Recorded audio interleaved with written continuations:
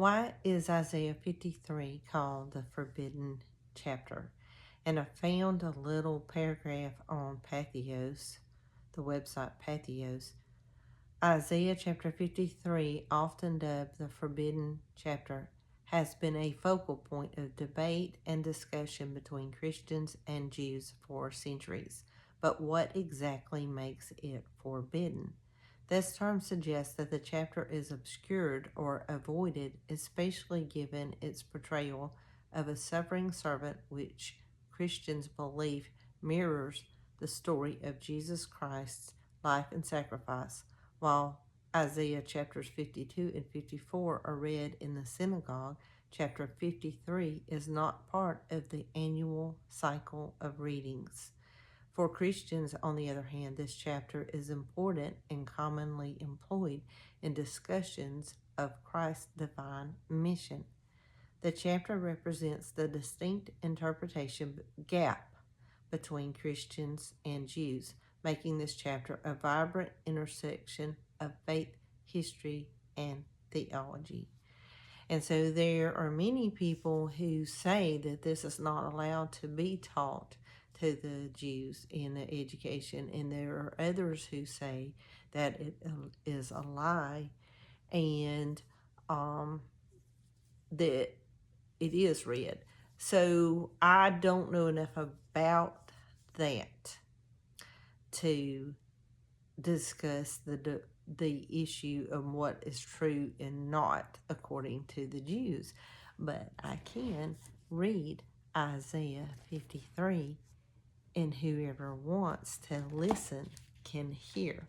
And I'm going to read Isaiah 53 out of the New King James Version. Who has believed our report, and to whom has the arm of the Lord been revealed? For he shall grow up before him as a tender plant, and as a root out of dry ground. He has no form or comeliness, and when we see him, there is no beauty that we should desire him. He is despised and rejected by men, a man of sorrows and acquainted with grief. And we hid, as it were, our faces from him. He was despised, and we did not esteem him. Surely he has borne our griefs and carried our sorrows. Yet we esteemed him stricken, smitten by God, and afflicted. But he was wounded for our transgressions. He was bruised for our iniquities. The chastisement for our peace was upon him, and by his stripes we are healed. All we, like sheep, have gone astray.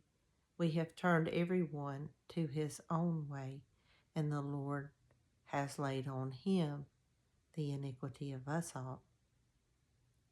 He was oppressed, and he was afflicted, yet he opened not his mouth. He was led as a lamb to the slaughter, and as a sheep before its shearers is silent. So he opened not his mouth.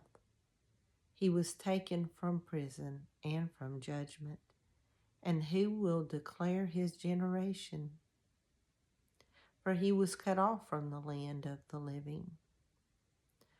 For the transgressions of my people he was stricken, and they made his grave with the wicked, but with the rich at his death, because he had done no violence, nor was any deceit in his mouth. Yet it pleased the Lord to bruise him. He has put him to grief. When you make his soul an offering for sin, he shall see his seed. He shall prolong his days. And the pleasure of the Lord shall prosper in his hand. He shall see the labor of his soul and be satisfied. By his knowledge my righteous servant shall justify many, for he shall bear their iniquities. Therefore I will divide him a portion with the great, and he shall divide the spoil with the strong, because he poured out his soul unto death, and he was numbered with the transgressors. And he bore the sin of many, and made intercession for the transgressors.